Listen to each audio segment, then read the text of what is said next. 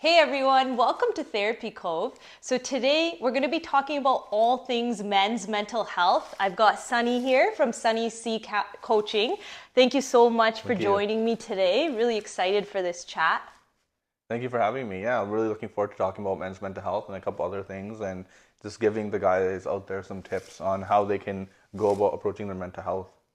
Yeah, it's going to be brilliant. I think it's such an unaddressed kind of area Hmm. in mental health. Sometimes there's that stigma about vulnerability. Yeah. Sometimes there's the whole boys don't cry mentality Yes. that's Yeah. very, very much perpetuated, especially in our culture.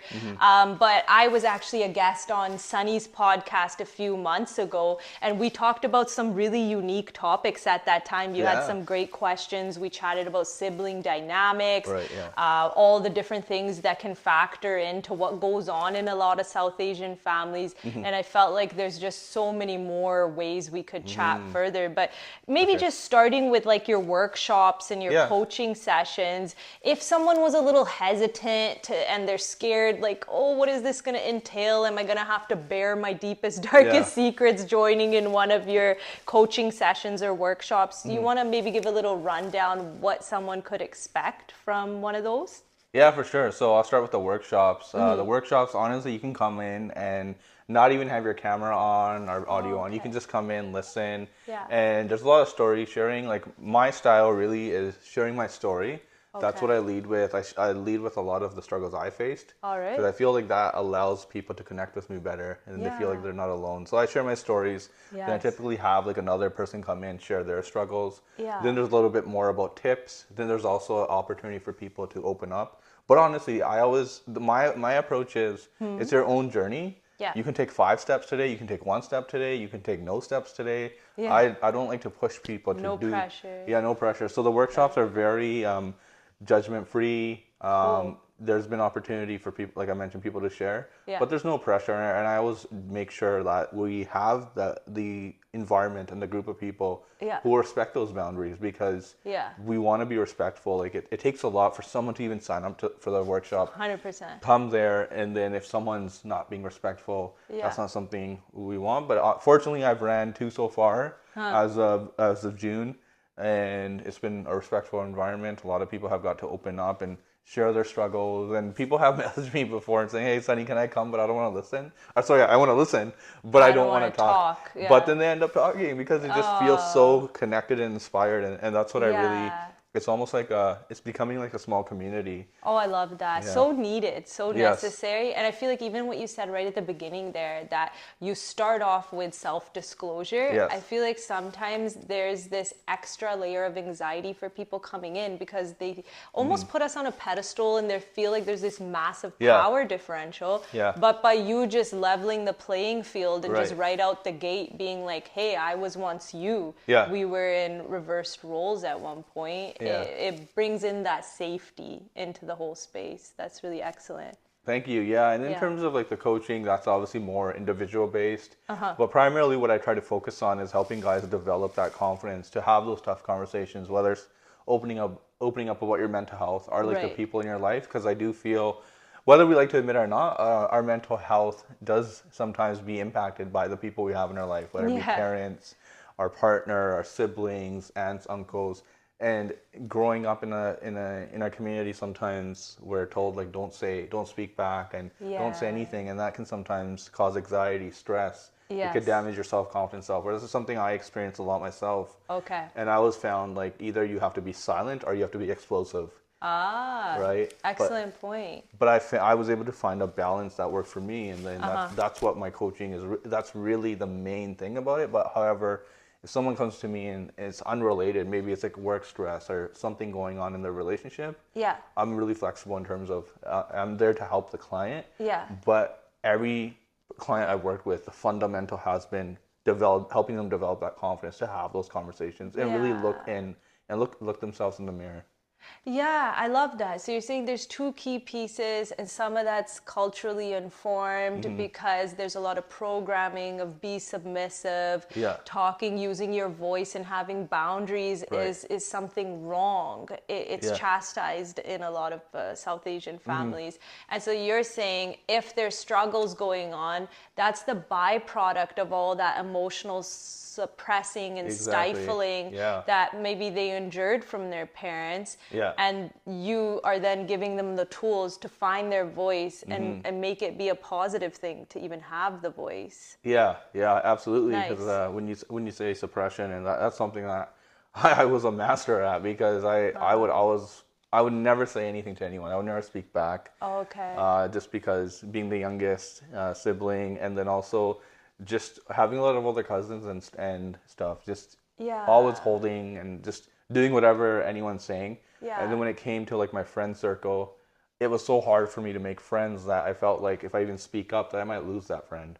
So I would just, shut up and accept everything. Okay. But that would eventually come to the surface, which was really exposed with alcohol, which I can dive in on later. But Okay, makes sense. Yeah, yeah. It's in somatic therapy, the modality I like to use. We always say this saying, whatever we emotionally repress, the body will somehow express. Yeah. And Oh, so yes. occasionally Yeah. it's like, okay, our whole life we've been suppressing, and then come one day, oh no, we have a physiological dependency on some sort of substance now. Yeah. And that's coming from a chemical space. A lot of Yes. times, sometimes we don't realize that even something like addiction or substance dependency, it's not a choice. It's coming from that biological change Right. that came about from all those emotions, like maybe anxiety or sadness or even frustration and anger Yeah. being suppressed and never kind of given any air. Yeah. So, okay, so you kind of weave that into your coaching of giving your own examples. And it sounds like you're kind of alluding to this, but what are some examples of ways that common themes for men in the South Asian culture showed up in your life, maybe in your formative years, that then led to that emotional suppression and Yeah. using alcohol as a coping mechanism? What were some things that you can say were themes or patterns? Yeah, absolutely. So I think it stemmed from an early age. I've talked about in a lot of like my speeches and interviews and stuff, that my parents divorced when I was 5, and Okay. then it was really hard for me, but I felt like I wasn't given that opportunity to express how I was feeling, right? Like Yeah. it was just, my mom would say like, it's okay, don't cry. And I know she meant well, but I think what that did for me was making me subconsciously telling myself that don't cry, don't show emotions, Yeah. right? Like I experienced a lot of bullying too, and I wouldn't even tell anyone. Oh, okay. Like if I got bullied, I would just kind of, I don't want to show, that I was hurt or show weakness. Got it. And as I mentioned, like not standing up for myself. And I think the other thing was I lacked confidence to speak up. And the other thing was too, like you got to just tough it up, be a man or be a boy. Like boys don't cry, like you were saying. And you just got to keep pushing through. Like this is just life. And it was hard. Like, Yeah. like several years ago, I would probably be the last person talking about mental health. I would just say like, oh, that's weird stuff. Like you need to be Dismiss it. stronger. Yeah, right. So it's just crazy how like the change. But anyways, I think that was something that was tough for me, was being just almost feeling forced to have to hold it in, even though I wasn't told explicitly that you can't express yourself. Yeah. It was more so like, don't cry, everything will be okay. But I guess the way I took it as a 5-year-old was, I'm not allowed to express how I feel. Oh, okay. Right, and it just became very hard. And drinking at an early age, like I think I started when I was 16, and obviously I think when anyone starts drinking, they don't do it because they think they're doing it for fun, especially at the age of 16, right? You're like, oh Right. yeah, I'm drinking, this is cool. Yeah. Right? And I didn't realize until like my mid-20s where a lot of the pain started to come out, randomly having cries. I'd be watching like a TV show, seeing like a dad and son together and Okay. thinking like, damn, why didn't I get that? Yeah. Or just randomly, being out with cousins and just burst out in tears. Yeah. And, at that point I had just chalked it up to, oh, I'm just really drunk. That's all it is. Oh, That's it. okay. Didn't think much of it. And again, at that point, I wasn't Right. really in this mental health journey, so I didn't think of questioning it. Yeah. Whereas now, I probably like question every little thing I do. Yeah. But that time, I didn't. And then even like my cousins would be like, "Hey, like, what happened to you? Why'd you get so drunk?" And I said, well, "I don't know. It happened." And then it became a constant. Drinking a lot, and then getting like really really drunk, not remembering the nights, and then that's where like when I eventually went to university, and then it was the first time in my life that I had achieved something, because even growing up, I was told I wouldn't amount to much. I barely graduated high school, and when I went to university, I just started to develop this confidence, and Yeah. what that did was, when I was drinking, I started having these random outbursts on family members, like, "How could you do this to me when I Like was?" anger? Yeah, like I was just blowing up on them, and it was kind of like, I was mentioning earlier, either you're silent or you're explosive. Yes. So I was explosive, and in a way, it felt good because I'm like, I'm standing up for myself. But then Yeah. I was like, oh, but I ruined a relationship now Yes. because I blew up on them. Yeah. And at that point, I was like, well, I just told myself, like, you should be happy. You stood up for yourself. And I thought that was the only way to do it. And again, I didn't know that at that point that the alcohol was bringing it out. It was kind of telling me, like, hey, Sunny, like, there's a lot of things you need to work through. But it still took me several years to actually really dig into that. Fair. Yeah, I see. It's kind of like there's going to be different ways that we try to access the pain, like whether it was through the anger or through the alcohol. But the bottom line is stuff was accumulated. Yeah. You didn't get the environment to address that stuff. This huge moment in your life occurred in like your very early attachment formation time when you're just 5 years old. Yeah. So naturally, it wants to come out one way or another. Yeah. So and now when you speak about it, you're giving people an example. Anyone who might resonate with something you're saying and say, oh, okay, then the wheels start turning and it opens that door for them. And you're speaking about it with so much conviction. And I always say that sometimes we think avoiding vulnerability is strength, but really being able to go there, touch the hard emotions, and then bring yourself back, unravel and re-ravel, that's the true strength. And you're really exemplifying that. Thank you. So that's brilliant. Yeah. Thank you. Yeah, it's definitely, it takes time to realize it. And even when that was happening, I just thought, okay, I just need to control my drinking, which obviously I had to do, but it wasn't addressing the root cause. Okay. Right. So. Yes. So sometimes anger is that secondary emotion. There's something more primary under it. Substance abuse is the secondary behavior. What's actually going on under it? And what would you say, of course, and share what you're comfortable sharing, right? Sure. What would you say were like the key helping factors that then helped you get under what you were seeing on the surface?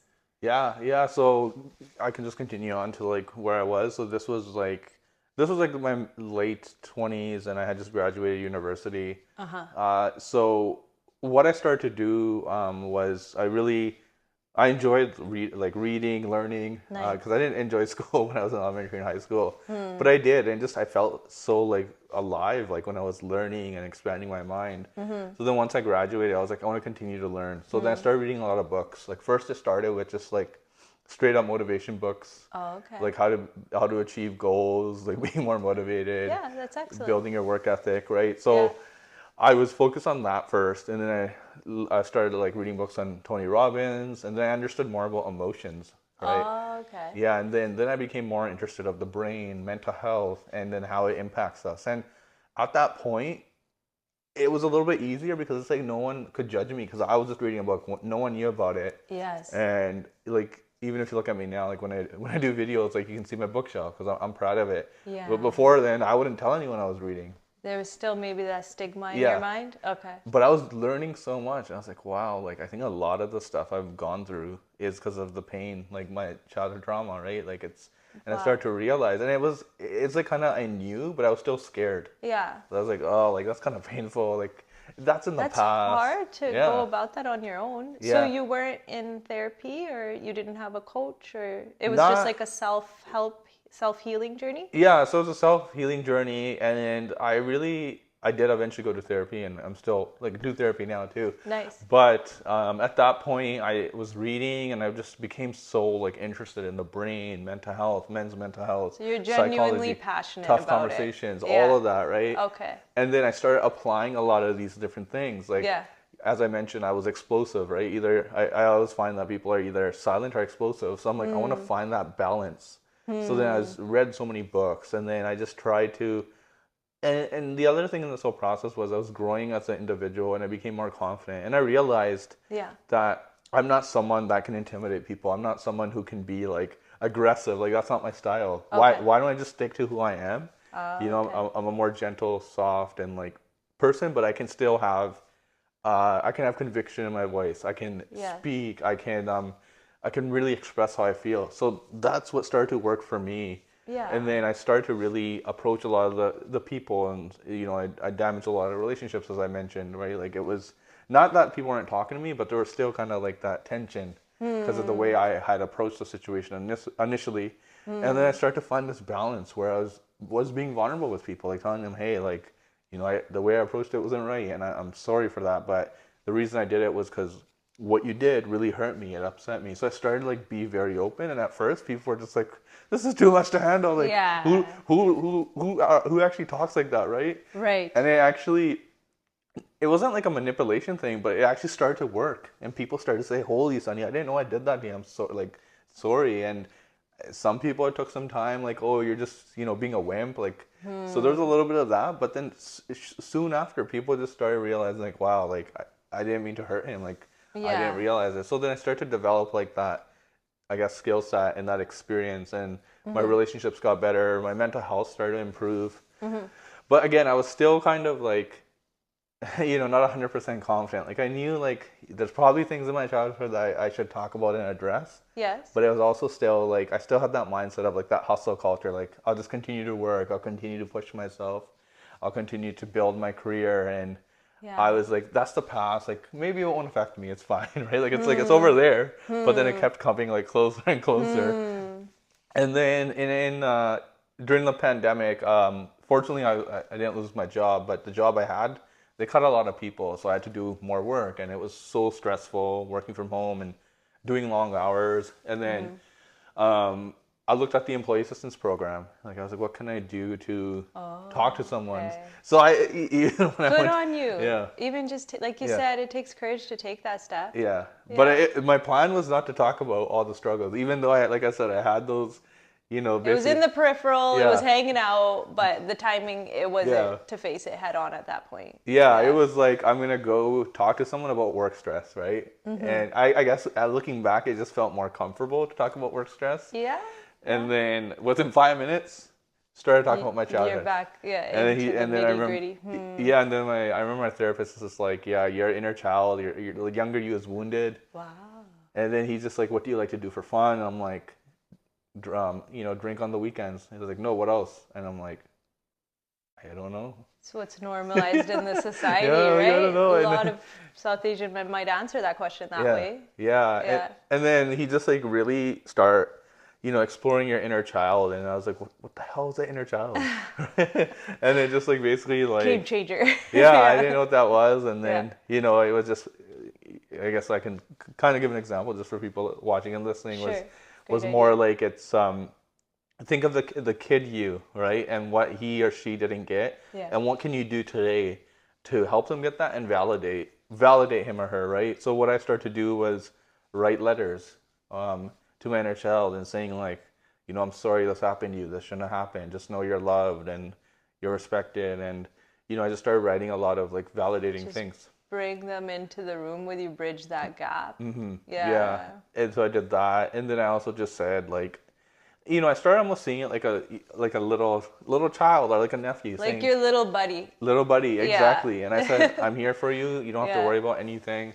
And then I started exploring a lot of my hobbies from before, right? It's because I feel like I cut that all off at a young age because I was like, I want to be cool. Other stuff takes over. Yeah. So then I started embracing a lot of like playing PlayStation again, and playing Nintendo again, and going back into sports, playing sports, I mean. Yes. And then, collecting Pokemon cards again, Dragon Ball Z. I started doing all these things, and at first it felt a little weird. That's inner child work But in then a nutshell. Yeah. it just made me more proud to be who I was, and I was like, hey, I don't care. Like, I mean, even now sometimes I'll go to the store and they'll be like, do you need a gift receipt? And I was just like, oh, it's This is for me. it's for me. Yeah. To me, from me. Yeah. So I guess, to sum that up, I started to do a lot of that inner child work, and then just like, and that didn't happen right away. Like, I still had that resistance. I still like It's human nature. yeah, like he even said, like, the reason you're drinking so much is because what's happened to you in childhood you never addressed. I'm like, no, no, I like to have fun. And he's like, Sunny, trust me. And I'm like, and I almost was like, I don't want to talk to this guy again. Like, Yeah, I don't like what that he's saying. happens. Yeah. But yeah, no, it within, like I say, 5-6 sessions, I started to see the benefit. Yeah. And then it just changed my life. Like, I started, Amazing. Different coping mechanisms, different ways to address what I was going.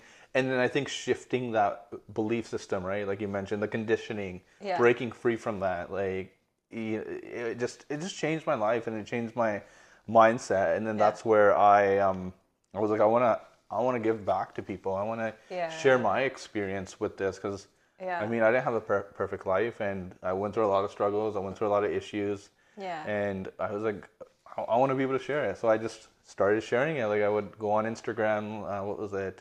Yeah, Instagram Live, or I'd go on I'd do like YouTube videos. I'd do like workshops. This was early, like very early on, but I was doing it more just, wanted to put it out there with no expectations of making it a career or being a coach. Yeah. But it just got to the point where the more I did it, the more passionate I became. Such a need for it. Yeah. Yeah. And but through that whole process, the one thing I had that I still struggled with was alcohol. Got it. So even though I was making all these changes and improving, and seeing that a lot of what my struggles were, a lot of why I was drinking was because of the struggles I'd faced, it was still kind of like, yeah, I'm fine now. Like, I've kind of worked through it. I've healed the past. So maybe the alcohol won't impact me as much. That's what I thought. But then I started to use alcohol for something else, which I didn't realize. Which was, I was just so always used to, like, being go, and always, like, overscheduling myself. Productivity. Yeah. Yeah, hustle culture. Hustle culture, not taking a break, just pushing. Yeah. That I never got that sense of relief and just calming down. For sure. So then, without knowing it, and it took me a while to accept this too, and this was only like, I would say a year ago. Yeah. Realizing that alcohol was giving me that kind of feeling of that, just being able to relax. Yeah. Because I didn't. How to switch it all off. How to switch it all off, because I didn't know how to do that naturally. And even though, I felt like when I was drinking, it was kind of like, why am I doing this? Like, I know what I tell clients this, and I tell people this, but I thought I could do it all. I was like, okay, maybe I can still, maybe I don't need these other coping mechanisms, because look at me, like, I'm doing well, I'm doing great, and maybe I can still maintain. It's a drinking. journey. Yeah. Yeah. Yeah. So then eventually it sounds like you were having those inner dialogues, and just like you said, it's either silence or explosive. Same goes sometimes for even like productivity and the formula for life you're applying. We can be very all or nothing. Yes, we can be very pedal to the metal. Let's be a higher operating frequency vehicle and just, try to have as much output and productivity as possible. But then sometimes that's not sustainable, and we're treating ourselves like machines. And that's where that unhealthy, toxic, maladaptive coping mechanism of taking something external like a substance and trying to make ourselves be able to operate like a machine comes in. Yeah. And I feel like that's such a unaddressed aspect of substance use, because we have that little stereotype in our brain that alcohol abuse looks like this. It's someone who's down and out. It's someone who doesn't have their stuff together. But it can very much be, let's say, the mom of 3 who's trying to hold it all It can together happen to any and and is everyone. wine dependent, and it's so normalized. Yeah. Or it can be like the fellow like yourself who's Yeah. in the healing realm and making great strides and Yeah. doing this miraculous massive thing in the community, but then still there's some Yeah. healing to be had. Right, And right. perhaps it's because alcohol is so normalized. It's such a sneaky little thing, right? Yeah. What are your thoughts about that? Yeah, that's what I think it is normalized. And for me, like you said, it wasn't to the point where like I'm losing everything. I'm losing my job or I'm in bed. Yeah. I mean, there was obviously still times where I was drinking a lot and waking up hungover, not wanting to do anything. Yeah. But I do agree with you. Like it can happen to any and So everyone. sneaky. It can happen to CEOs of companies or CFOs. Like Oh, yeah. any and everyone. Functional alcoholism. Yeah, and it's too normalized, and I think it's that celebration factor too, right? It's just it's funny because my birthday is coming up in a few weeks, and it'll be my first birthday that I'm not going to be drinking. Sober? So then I was like asking ChatGPT, what's some sober ways to celebrate? my Like goodness. sober ways to cheers. Yes. And I was like, because I'm not gonna be drinking. Like I know everyone else is, but I'm gonna I want to still cheers somehow. Zero proof. Well, yeah, that, yeah. No, I do drink mocktails, but the other thing it brought up was like just, maybe not everyone, but just go around the room and everyone shares one thing of gratitude, and then they just drink their drink. And I was like, yeah, maybe that's something that. Good old AI. It's so handy for those out of the box ideas, right? Yeah. Yeah. I have mixed emotions towards the use. At first, I was all for it. Yeah. And then just today, I saw this little ad pop up on my feed that was like, no more wait times, no more over the top fees for therapy, no more feeling Oh my afraid God, of being judged. Download this app and healing's at your fingertips. And I was like, wow, no. it's like man versus robot now. But Oh, I feel that's- like, using it with discretion, Yeah, exactly. being mindful of what Yeah. it is. Nothing can replace human No way, connection. no way, And I yeah. think as a supplement, the way you're describing, it's a great brainstorming tool. Yeah. But perhaps it's not like the No antidote, way, the no. end all and be all of Yeah. like, make me sober, ChatGPT. That it won't really have long-lasting, sustainable results without that human connection piece. What are your thoughts? Yeah, really anything. Even the things I did in my books that I learned didn't, obviously I read it one way, and then when I did it in real life, I was like, hey, Oh, interesting. I didn't get the same result. But then self-help can have that same yeah. connotation. I didn't really have, like, it's good to educate you and know, like, Yeah. have at your disposal. Yeah. But then it was like when I started talking to like a therapist that I got that other perspective. Like, hey, I've tried this so far.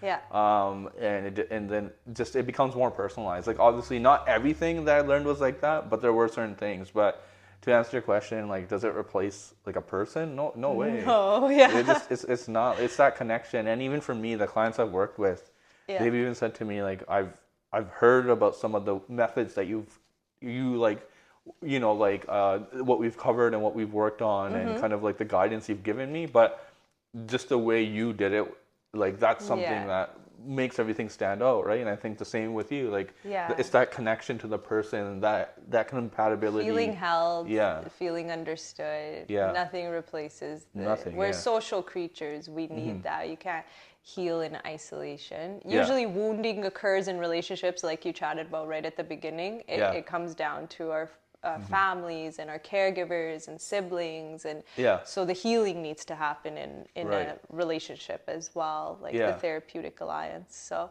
that was just something that popped into my head as you were mentioning ChatGPT. But so would you say then alcohol dependency is one of the common themes that you notice in your coaching clients or even your workshop attendees? Is that one of the predominant like presenting issues people have? Yeah, alcohol, weed, vape.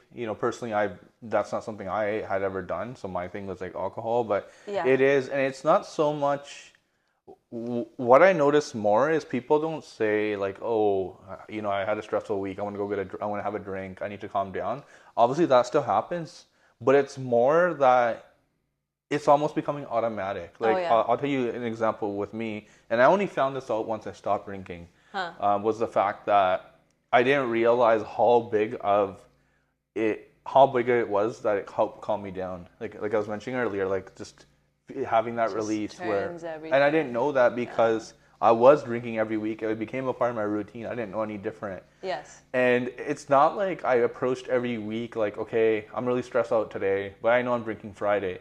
But that's what was happening. Like my mind Oh, knew. you were anticipating the yeah. release that would only come with that substance. Yeah, and so I was like, if I'm burnt out today, I'll just push that burnout till Friday. Whereas now, like on a daily basis, if I'm feeling overwhelmed, I'll like, meditate, do breathing, do some fun things. But then the other thing I noticed too was if I had like a really, really bad week and I was just feeling like crap and something happened, I would tell myself like, okay, I got to be careful because I had a rough week. There's a chance I might drink more. Yeah. So I'm telling myself that, but I feel like, and this is what I tell people, it's like once your brain feels that first sip, it's like, oh wow, this is a relief. Like, give me more, give me more. Yeah. So it's like I'm not planning to use it Yes. in that sense. Yes. But it ends up happening anyways. And it's just like an endless Slippery slope. Yeah. Yes. And so what would you say is a nice structured way for someone who's maybe watching or listening to start to evaluate their relationship with alcohol and maybe see if they're in that very subtle but dangerous relationship with this very normalized substance that's a part of celebration, it's a part of hurt and pain, it's multimodal, purpose it can serve in each individual's life. Yeah. What would you say is like, okay, like go ahead and ask yourself these questions or do this reflection? What's something you can think of? I think like first ask yourself, why do you drink? I think that's it's such a common thing. Like, are you doing it because you want to, or are you doing it because the people you hang out with are doing it, and if you don't do it, they're gonna think like, "What's wrong with you? Like, you're weird." The judgment. Goodness, Goodness, that's so strong. Yeah. And I don't know if it's specifically with South Asian culture, but it's almost like, well, why don't you drink? Yeah, It's considered abnormal or bizarre. Like something's wrong. Like you're not doing well if you're not consuming. Yes. Yeah. And maybe that'll change one day. I think with the younger generations, more mocktails. It is changing, right? Yeah. But then there's that vape, which Oh, is in the mix now because it's a whole own beast. Yeah. But okay, so you're saying first ask yourself the question, why are you drinking? Yeah, why are you drinking? Are you able to have fun without it? I think that's the key thing. Okay. Are you able to let your mind and thoughts wander without it? And if not, then it could be maybe there's something that you're holding on to or not able to address. And I'm not saying it in a judgmental way or saying it in a way like, and someone to knock someone down. But I mean, I was in that case where I knew I had a lot of pain. Like I mentioned, that the child was there. It was on the shelf. But I was like, I don't want to deal with it, right? So I understand that. But I also think like, are you doing it maybe because you have so much stress in your life? Or are you doing it because you're not happy in your relationship? I think sometimes people do that too. Yes. Escapism, escapism. Are you doing it because you're overworking? That's the other thing too. People just have so much to do, so they take on so many things, and they just drink, right? And I think like, how much are you drinking? For me, the amount I thought was normal was not normal. It was just normal because it was quote unquote normal because I had developed a high tolerance, right? So to me, having like a certain amount of cans. It's to the average person it would have been like, holy, that's a lot, but to me it was like, oh, that's not a big deal, like I can handle it. It gradually gets to that space, right? So years and years of having this thing in your life, it doesn't start off at X amount of beers in at one sitting, but then it needs to accumulate. Your tolerance grows, like you said. So only when you prompt yourself to do that reflection is maybe when you have that stark realization of, we're in a little bit of dangerous territory here. Yeah. And so what was that realization like for you when you had that moment? Yeah. So I'll answer that, but I just want to add one more thing. Sure. And I think it's like, it's, unfortunately sometimes alcohol can, make you feel happy and make you feel more joyful, right? And I think we all know how it impacts the brain. Like, you put alcohol in anyone's body, it's going to make them react a certain way, right? Yeah. So I think the other thing that kind of masks it is people think like, oh, but when I drink, I'm more happy, I'm more energetic, I'm more this. More social, yeah. And whether, those things might be true, but it's, if alcohol was healthy and, everyone would have it like fruits or vegetables. I mean, I mean, I don't eat them all the time, but what I'm trying to say is like, No, I get it. Yeah. If it was good where it helped you, If like the pros outweighed the cons. but they don't, Yeah. right? Because you're like one drink away from blacking out, throwing up, doing something stupid, right? So I think really looking at that and also looking at what is this doing to my relationships Yeah. and also I think realizing that you can have fun with alcohol. I mean, had someone told me that a year ago, I would have been like, I don't believe you, but Yeah. it's possible. And Yeah. for me, I think it was just what I actually did was I went from drinking almost every weekend to the last year and a half, I started cutting back where I would do it selectively. So like maybe once a month or So you once. tapered off Yeah. slowly. And then you just liked how it felt. It sounds like Yeah. it was also a part of your reconnecting with your inner child. Yeah. Because naturally, if you're having fun sober, that's exactly what we were all doing as little boys and girls. Exactly. We Yeah. didn't need any substance. Yeah. The simple things in life weren't filling our cup enough. Mm-hmm. And so I think like as we grow, just our net of what we need in order to feel content and happy also grows. Yeah. And we make life very complicated for ourselves, but it's just what's normalized. That's the status Yeah, quo. that's what makes it harder. But yeah, but then so would you say then surrounding yourself with like-minded individuals is an important factor? Do you ever Oh, chat yeah. about like social circle with your clients as well? Yeah, because that's the thing, right? Like, if you're going to therapy, you're making changes, not everyone else is around you. Yeah. So not only do you got to do that internal work, Yeah. but then now I always like, this is what we always do. We start with the internal. Oh, okay. Let's focus on you. Yeah. Now let's focus on the external. What's your environment like? What can you change? Love that. What can't you change, right? Yeah. Like, are there people you can maybe limit? I never tell people to cut someone off because that's obviously up to them. But if you can't, if you can't, Holding them to a can you different limit? length. Yeah, can you Yeah. limit them? Can It's you not love them all or from a nothing. distance? Yeah, even maybe just temporarily until you get your bearings, until you get like your confidence in being able to be substance free and to Yeah. be more in a healthy lifestyle and Yeah. wavelength. That's brilliant. That's the same thing.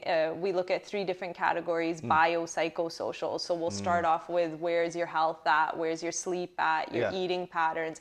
Then what are your coping strategies, both adaptive and maladaptive, good and bad. And then lastly, we start to explore the social circles. Does there Yeah. need to be boundaries with some people? Do others need to be drawn in closer? So it's really neat to see that coaching and counseling has a lot of parallels Yeah. and overlapping tools and techniques. And I think my most exciting takeaway from whatever you've said is that you do believe that a lot of how we are in adulthood and present day comes from our formative years. Our Yes, I feel like inner a lot child of, yeah. is the whole Yeah. name of the game. Yeah. And that can be daunting for people, or maybe sometimes there's denial, or a lot of times, sometimes I hear in the first few sessions, I had an excellent childhood. Nothing, no trauma.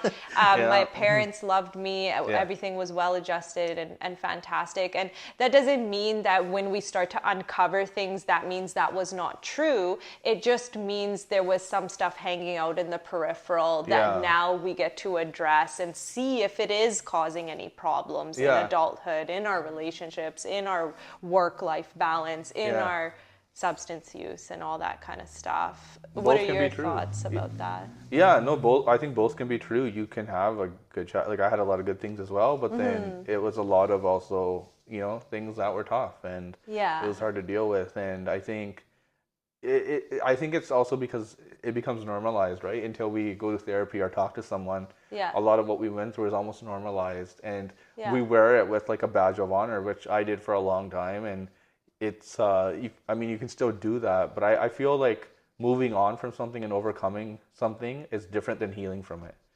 So I felt even though I had achieved the external success of like building on paper, it was all there. And I overcame based on my situation. Outside I was doing good, but inside I hadn't healed yet. There's still some stuff hanging out that needed releasing and resourcing, and sometimes different modalities or coaching or counseling, it's going to take alternative routes. They slightly vary, but you're still trying to get to that apex, which is the same, which is just to be your best self. the best version of yourself. And maybe we're always still evolving and growing, Yeah. even when we hit that top peak of the mountain. Yeah. But you mentioned, just to go back a little bit, Sure. at one point you mentioned meditating. And so it sounds like you have a really nice roster of tools that you dig into to keep yourself on this sober path and to keep yourself showing up as your best self every day. Yeah. Maybe for someone watching who wants some tools and resources, what are some things in addition to meditation that you could share as good coping strategies, especially for men? Yeah, and I'll just kind of, I know I didn't answer the question fully about No, why no, not I made at all. this decision. No. This was very captivating. Yeah. This is the first time I didn't flick through these, so I was just like fully listening and absorbing your teachings and what you had to say. So I appreciate that. But I also just feel excited for anyone watching who might then be like, oh, I want to be like Sunny. I want to do what Sunny's doing, right? Yeah. So just kind of some tools or coping strategies. Yeah, so for me, like I mentioned, I experimented with like the doing it part-time, or that's what I called it, part-time drinking, but the drinking wanted full-time for me. Yes. Right, so it worked for a bit. So what I did first was about 2 years ago, took 3 months off. Okay. Didn't drink, and I felt great, and I felt like, okay, maybe I can handle it now. But so I did it for 90 days, and then the 91st day I drank, and I remember, like, I had the first drink, and then the next thing I remember, I woke up on my couch at 4 a.m. because, I drank too much. And that darn room is spinning, and it's regret, and But then I said, oh, it's okay, it's just the first time, right? So I kept justifying it, and I think that's what a lot of people do, they'll justify it. So I did that, and then I said, like, oh, maybe I needed to have more food, maybe I needed to have water in between. Try to justify. Yeah. So what would happen was I'd be good for periods. Maybe I'd be good for 3-4 months. I'm like, okay, I got this thing handled. Then I'd slip back into it again. Yeah. You know, fortunately nothing happened to me in terms of like anything like legal or like injuring myself or hurting anyone. Mishaps. Nothing like that. It was more just like blacking out and, you know, not remembering what happened and being like extremely hungover. Oh no.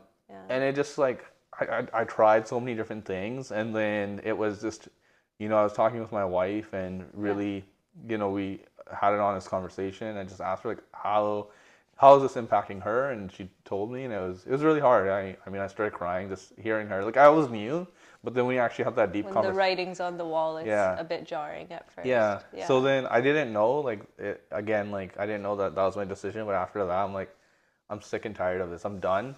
And even leading up to it, what a powerful moment. Yeah, no, it was. It was hard. Like, it was emotional, and you know, I look back on that now, and it's, you know, that's almost 8 months ago.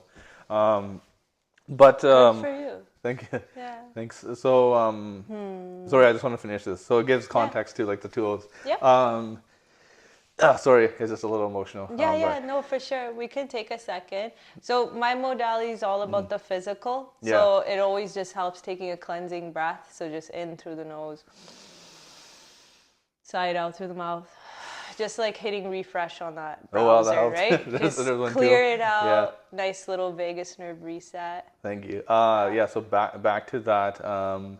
So even like leading up to that, I wanted to. It was kind of like, again, I was like, I know I can live a better life if I don't drink anymore. Yeah. But it was just kind of like, I was a little worried, like, will people accept me? How will I have fun? Like, yes, I'm having fun with inner child stuff, but can I do that on a permanent basis? Yeah. So I kind of, you know, like sensed that, and I was like, I know on the other side of this, if I do this, is a higher version of myself. But I'm like, can I get there? And I always like floated in my mind for like even a year leading up to it. Yes. And then and then I just and honestly, like, I felt like I had built the tools. I had gone through and done the healing. Yeah. I was like, why do I need this? I have tools and skill set to whatever alcohol is giving me. I can use these natural things. I've built this knowledge. I've built this experience. You made the foundation. It was there. You just needed to stand on it. So then I almost saw it like maybe alcohol was like kind of like, you know, when you've grown and then you have a friend that hasn't grown. Tugging you back. Yeah, it's the devil on your shoulder. Yeah. So I just had to say, like, you know what? I've grown. I've changed. I wish you the best, but we can't be friends anymore. Oh, wow. I've grown. I'm like, I don't need you anymore. And then It was hard. It was very hard. You For know, sure. and initially, like a lot of people were like shocked Yeah. because it was such a, especially like family and friends. But over time, I just stuck to it and just talked about, like, I protected my being sober as like a baby. Like, this is a baby. I gotta at all costs protect it. Yes. And it's become easier because it's become more, just I'm used to life without it now. Not to say there's struggles, like there are struggles sometimes. But in terms of tools, like what I use, the first thing for me was identifying, okay, it needs to leave my life. But I also knew it was giving me something. And I always tell people, if you're gonna remove something from your life, it has to be replaced with something. Otherwise, your goal in stopping whatever you're doing is not going to be sustainable. Yeah, Or it's you're gonna going to implode on itself because the stress is still there. It's still there. The 9 to 5 still 9 to 5 Yeah. and all the relationship stuff. And Yeah. So like I realized like I have to be proactive and find things right away to replace, and that was maybe I need to slow things down, like not always having like that hustle mindset, and valuing rest. Like I tell people one of my new hobbies is resting, taking naps. Love that. Yeah, like rest is something I value. Like I always tell, like people are like, hey, you want to hang out? I'm like, no, I can't. I'm busy tomorrow. Doing what? Resting. Like, what? Recharging, just like we recharge the phone, we gotta recharge ourselves. Yeah. So resting, meditating, and then just surrounding myself with positive people and like pulling back. Being so protective of your healing and yourself, right? That self-love. It takes time to get there. Yeah. Okay, so meditating, being cognizant of who you're hanging around, rest. Yeah. What else would you suggest? And then I use Smart Recovery too. So I go to those sessions. When I first started this journey, I would go once a week. But now I kind of find that I'm okay going twice a week. Sorry, not twice a week. For anyone who doesn't know, do you mind just giving a little blurb of what Smart Recovery is? Yeah. So there obviously, like, there's AA, and in AA, people go to the front. They share their stories, and for me personally, like, opinions differ, but I didn't find it benefited me because I'm really about like tools and like, it's more through a religious lens, if I remember correctly. Yes. Yeah, it is, but you can still kind of apply the teachings, steps. Yeah, the steps. But again, I did try that in the beginning, and I just didn't see it was for me. I'm really like someone who's, I like to learn. I like to have tools. Tangible steps. Exactly, right? And so Smart Recovery is more like science-based. Like they'll give you tips on how to manage, why you might get stressed out, right? So it's a little more in depth, and you get to share your experience. Like you can just go on there. Like I remember I went on there. It's online. It's online, online, in person, and you can share your experiences. Like I remember once I was like, I think it was like a few months in, I just said, guys, like I've been really. It keeps flashing in my mind. I have dreams about it. Does that mean I want to drink again? They're like, no, Sunny, that happens. They're like, I've been sober for 15 years and it happens. Don't worry. You have a dream that you drank. Yeah, and then I wake up like, oh my God, I broke my. Yeah. So. It's that panic. Yeah. So then just hearing people say that validates you, because I do have support from family and friends around me, which is great. Yeah. But they don't know what it's like to have the struggle, right? Yeah. So I understand that they're being supportive and it makes sense. But then when you actually hear that from someone that's actually been in that, it's just you just feel more. Like you feel more, just like with how I create those circles with my men's groups, right? Like feel more supportive. So it's just, you get to share your experience. They give you tips and tools. Yeah. Other people share it. So you kind of feel like you're not alone in it, and you're not like. That's the key. Yeah. So that, and then just the other things I do, as I mentioned, I try to have as much fun as I can. I take small breaks during the day, and it just, if I'm ever struggling, like I'll reach out, and I even like normalize it with people. Like, hey, like I don't think I can be in this environment today. It's reminding me too much about alcohol, and knowing my signs. Like, I used to be someone who was big into pre-drinking. So I would listen to certain songs, and then when I hear them now, it kind of, I'm like, oh no, I don't want to hear that song. It's those associations. It reminds me. But overall, like the journey, it's gotten better. 8 months in now, almost. I feel it's the happiest I've ever been. Amazing. Yeah, and even the smallest things give me joy now. Like I just start laughing at the smallest things. Before I wouldn't do that, and I just feel more more authentic and more happier. My relationships are better. Health is better. Mind is sharper. And I thought I was doing good work before, where I was like, oh yeah, like when it was still like in the sidelines. Yeah, but now it's just not. It's just in my relationships, in my career, in every aspect of life. Everything. Now it's HD. Yeah, it's like I've gained. Like I was telling someone, like I feel like I've gained 30 hours in the day, whereas before I had 24. Because I just have more energy. You're living life in full color. And even as you're speaking, you can just see it, right? There's a huge difference in someone who's just talking the talk and then someone who's walking the walk, and that passion, that authenticity, the fact that you're living what you preach and promote to other individuals, that speaks volumes, and you can see it shining through. So definitely something to be really proud of. Thank you. And just keep going, keep doing what you're doing. That's excellent. Yeah. Is there any kind of things before we wrap up here, any final messaging? I think we'll definitely need to sit down again and talk a little bit more. But any like final take home message for anyone listening or watching here? Yeah, for sure. If you are struggling like with mental health and alcohol, you're not alone, and the resources are out there, the help is out there. And if you've seen from what I've shared today, like sharing things like this years ago, I would have never done. I would have been like, oh my God, what is my family going to think of me? What are people going to think of me? But honestly, this is who I am, and I'm proud of it. I'm happy. And it's just, also I think the other thing to note is sometimes we think mental health has to do with, you know, someone who's in bed and they're like, they can't work anymore. It just, there's an image associated with that, but just know family struggles, failure, like not feeling like you're living up to expectations, stress, overwhelm, burnout. These are all things that do contribute to our mental health. And talking about it and being with people who are like-minded, so in my experience with the Smart Recovery, it just makes you realize that you can live a better life and life can be better. And even with the alcohol, as I mentioned earlier, just ask yourself why you're doing it, and you know, maybe ask people around you who will give you an honest opinion, and ask them, like, do you think I drink a lot? Like, do you think I should get help? And I think it's just do it one step at a time. You know, it's not going to be easy. Like I know for me, there's still hard days in terms of alcohol and mental health. Like there's, you know, like even for me, I have tough conversations still today, and I've been doing these things. I've been teaching people this for years, and I've been practicing it in my own life for years.